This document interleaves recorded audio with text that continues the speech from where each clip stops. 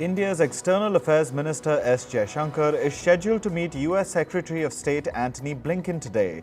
This comes amid the ongoing political strife between India and Canada. The issue may be brought up during today's meet. Ahead of the meeting, Washington says it has already made its stance on the issue clear. Last week, Canada accused India of being involved in the murder of a pro-Khalistan separatist called Hardeep Singh Nijjar. Meanwhile, Canadian Prime Minister Justin Trudeau has apologized for his parliament's honouring of a Nazi. Last week, Canada's former House Speaker Anthony Roto called a 98-year-old Ukrainian Nazi veteran a hero. Roto has also apologized and he resigned from his position yesterday. Reports say Ukraine has agreed to withdraw the complaint against Poland, Slovakia and Hungary made in the World Trade Organization. This is on the condition that they will not impose similar restrictions in the future. Earlier this month, Hungary, Poland and Slovakia extended a ban on Ukrainian grain. Ukraine filed a lawsuit with the WTO over the issue, which heightened tensions between it and the three countries. Republican lawmakers clashed with each other in the second Republican presidential debate yesterday. They debated on topics ranging from political differences with China to the U.S. economy. The presidential frontrunners also leveled attacks on their competitor, former U.S. President Donald Trump, who was absent from the show. Trump skipped both yesterday's Republican presidential debate and the first one in Wisconsin last month. Meanwhile, Donald Trump delivered an address in the U.S. state of Michigan. This is where the employees of America's United Auto Workers Union have been protesting against the Detroit 3 automakers. Trump was there to cast himself as a fighter for union workers. He was seeking their leaders' endorsement for his presidential bid. He delivered a sustained attack on current U.S. President Joe Biden's electric vehicle policies, saying it'll kill the auto industry. American soldier Private Travis King is in U.S. custody and heading back home after being deported by North Korea. In July, King ran into North Korea from the south while on a tour. His release came after months of intense diplomacy between Washington and Pyongyang. Last month, North Korea said King wanted to take refuge there. This was allegedly because of mistreatment and racial discrimination within the U.S. Army. North Korea has adopted a constitutional amendment. This is to enshrine its policy on nuclear force. The country's leader, Kim Jong-un, has pledged to accelerate the production of nuclear weapons. Kim says this is to deter provocations from the United States. Taiwanese President Tsai Ing-wen has emphasized the importance of peace and stability in the Taiwan Strait. This was after a meeting with Australian lawmakers who were visiting Taipei. Tsai Ing-wen also called on Australia to support Taiwan's bid to join the Comprehensive and Progressive Agreement for Trans-Pacific Partnership. The partnership includes 11 countries. Both Taiwan and China applied to join the trade pact in 2021, but China opposes adding Taiwan, which it says is its own territory. Mexico has launched an operation to move asylum seekers from its southern border. Authorities say they have deployed 189 buses and 73 vans to transport over 8,000 migrants. They will be moved to other locations in Mexico from where they can start asylum applications to the U.S. Perus President Dina Boluarte has been questioned by prosecutors. She's being probed for the alleged crimes of genocide, aggravated homicide, and causing serious injuries. This is related to her potential involvement in the deaths of anti-government protesters late last year. The protests had broken out following the ouster of former President Pedro Castillo last December. When Boluarte took over, demonstrators called for her resignation and early elections. Meanwhile, thousands of protesters, who include indigenous groups, took to the streets across the South American country of Colombia. They were there to show support for President Gustavo Petro's policies that have been presented to Congress. Petro's reforms center around health, farming, education and labor. He has vowed to reduce poverty and inequality in the country. However, a lack of support in Colombia's Senate has slowed Petro's proposals in Congress. A group of Catholic church abuse victims and their advocates are walking to demand justice. They have called on Pope Francis to enforce zero tolerance against clerical sex abuse. The group of 10 people are walking the last 130 kilometers along a trail that connects England's Canterbury to Rome. This comes ahead of a major Vatican summit starting next week. Moving to climate news. Heavy rains have caused flooding in parts of Greece. In the coastal towns of Volos, streets were flooded due to Storm Elias. Meteorologists warned that the storm was expected to bring hail as well. Greek authorities have asked people to restrict their travels. Central Vietnam has been hit by severe floods. Thousands of people were stranded without food, clean water and electricity. Heavy rains led to a rapid rise in water levels in Vietnam's Ha Tinh province.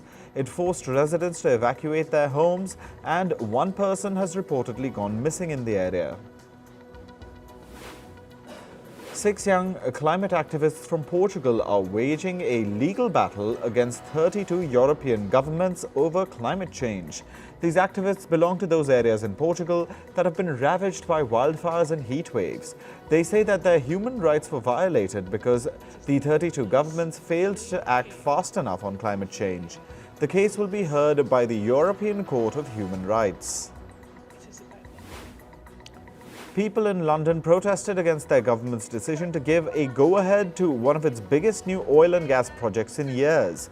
Protesters gathered outside Britain's Department of Energy Security and Net Zero.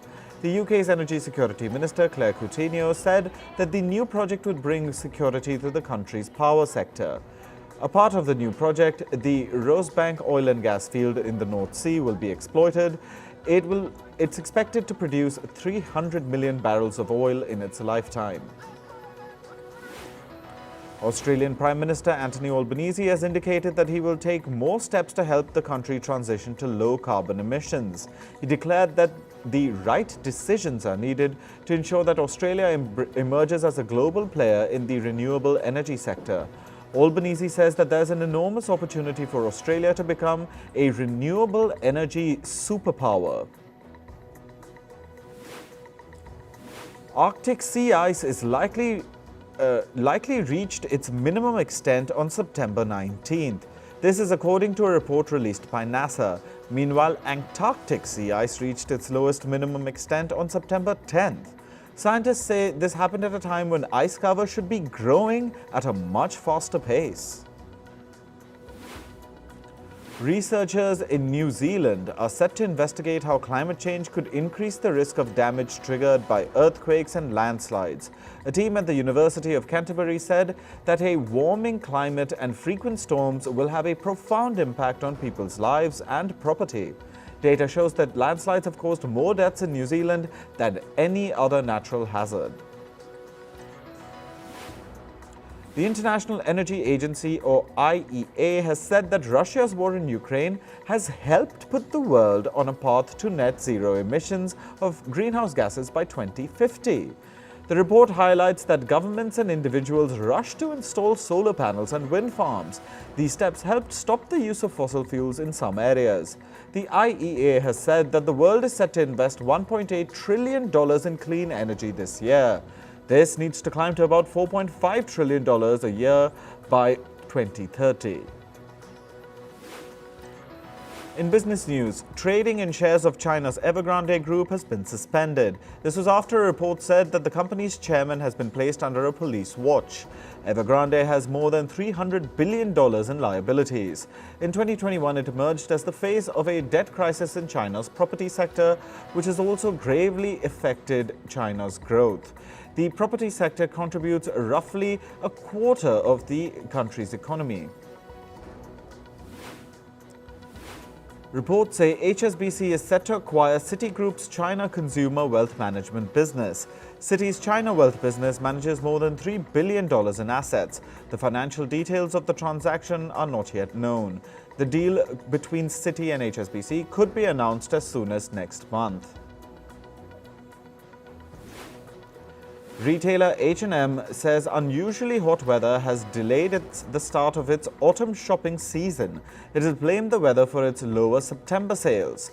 Meanwhile, Zara owner Inditex reported its sales rose by 14%. The drop-off in H&M sales is a blow to the world's second-largest fashion retailer. This comes as H&M is trying to turn around its performance and compete with Inditex. Airbnb is expecting to host as many as 500,000 people in Paris during the 2024 Olympics. This is according to its CEO, Brian Chesky. Chesky has asked more Parisians to put their homes up for rent to cater to the demand.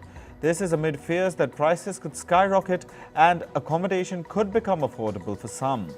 Paris's tourism office expects some 16 million people to visit during the Games next summer. Hyundai and Kia are recalling a total of 3.37 million vehicles in the United States. This is due to the risk of engine fires. Hyundai says it has received reports of 21 fires, while Kia has at least 10 such reports. The companies have advised owners to park their vehicles outside until repairs are complete. This is to prevent any further incidents. Reports say Japan's Toyota is planning to build a third car plant in India. Toyota wants the plant to start with an initial capacity of 80,000 to 120,000 vehicles a year. This could grow to around 200,000 over time. The financial or specific location details of the deal are not known. Social media platform X could turn a profit in early 2024. This is according to its chief executive officer, Linda Yaccarino. The company last reported a profit in 2019. X is also facing a number of lawsuits that allege it has failed to pay rent and millions of dollars in severance to its former employees. Meanwhile, the tech giant is also struggling to retain its advertisers, which is one of its main sources of revenue. Indonesia has banned e-commerce transactions on social media platforms. This is a major blow to TikTok, which sees Indonesia as one of its main markets. Earlier this month, the video-sharing app pledged to invest billions of dollars in the country. This was to boost its e-commerce business, TikTok Shop. Vendors who rely on the platform for sales are concerned that the move will hurt their income. Snapchat owner Snap Inc. is shutting down its augmented reality division within just months of its launch. The closure will result in about 170 job cuts. The company had launched its AR division in March this year. With this new vertical, it was looking to diversify its revenue beyond digital advertising. However, the division struggled to pick up, leading to its shutdown. Reports say ChatGPT owner OpenAI is talking to investors. This is regarding a possible sale of its shares.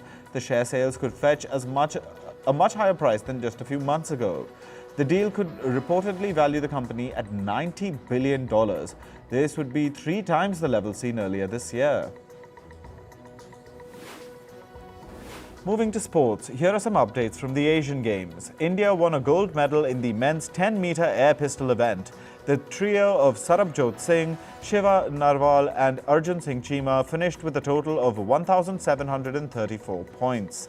China finished second, trailing by just 1 point, and Vietnam were 4 points behind India to finish third. India's Naorem Roshibina Devi won a silver medal in the martial arts sport of Wushu. Devi lost to her Chinese opponent in the women's 60 kg category. After the medal ceremony, Devi dedicated the win to her Wushu teammates from the Indian state of Arunachal Pradesh. Remember, 3 Wushu athletes from Arunachal were forced to skip the Asian Games after China denied them proper travel visas. Moving to other sports. In cricket, Australia beat India by 66 runs in the third and final ODI match of the bilateral series. Visitors Australia batted first and put up a target of 353 runs in their innings.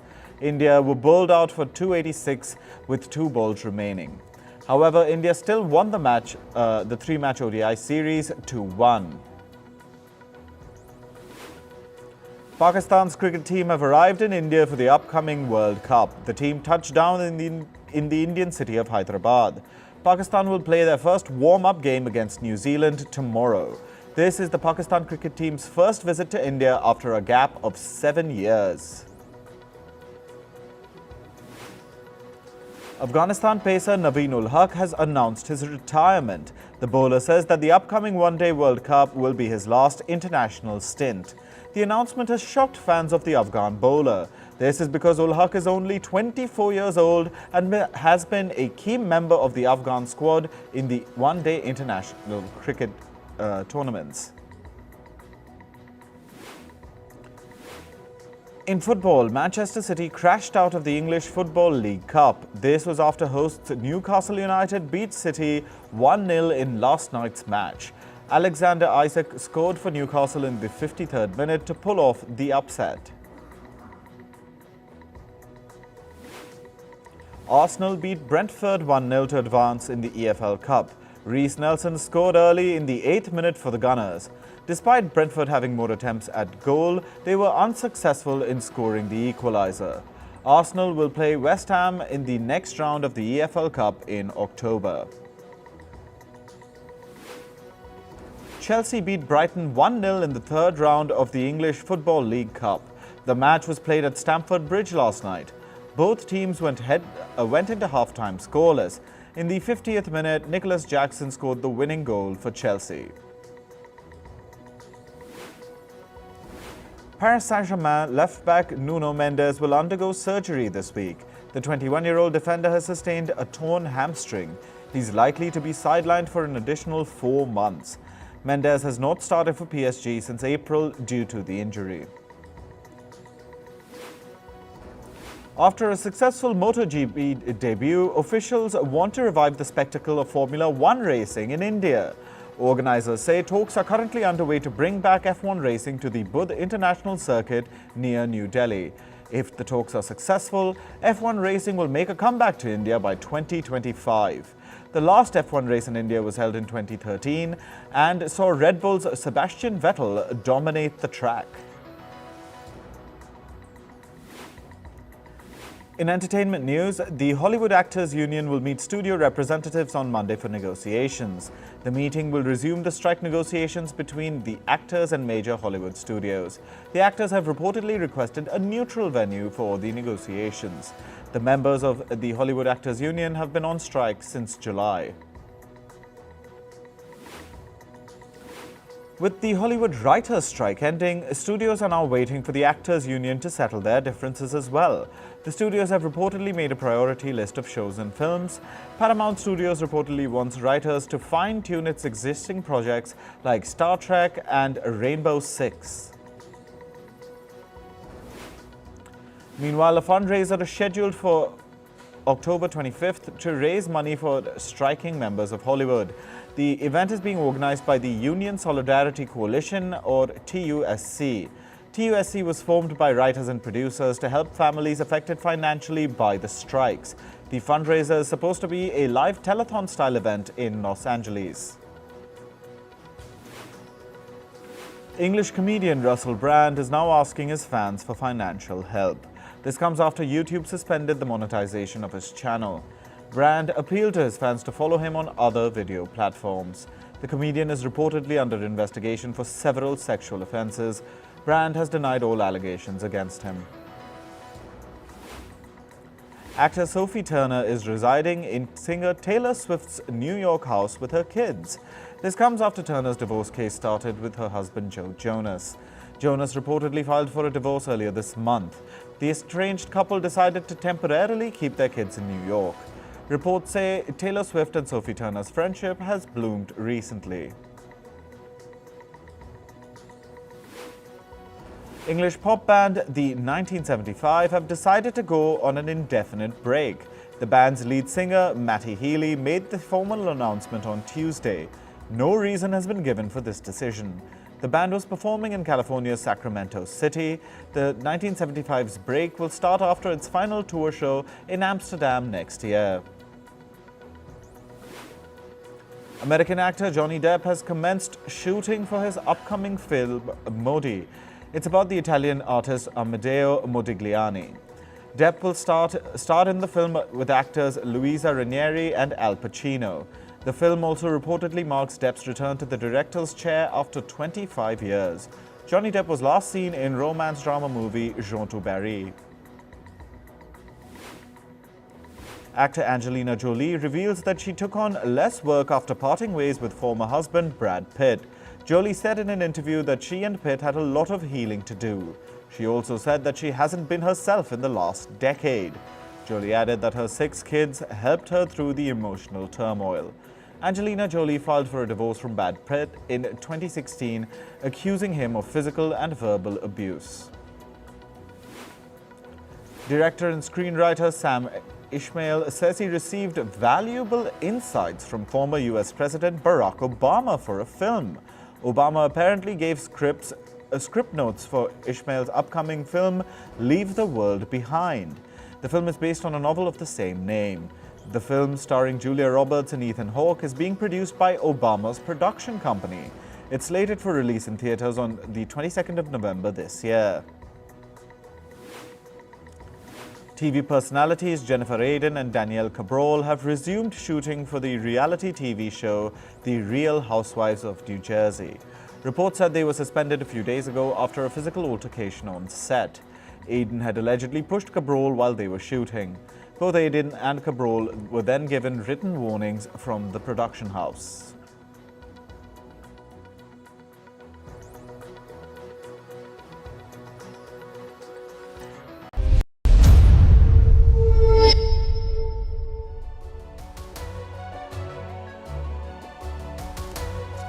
Hello, Namaskar. This is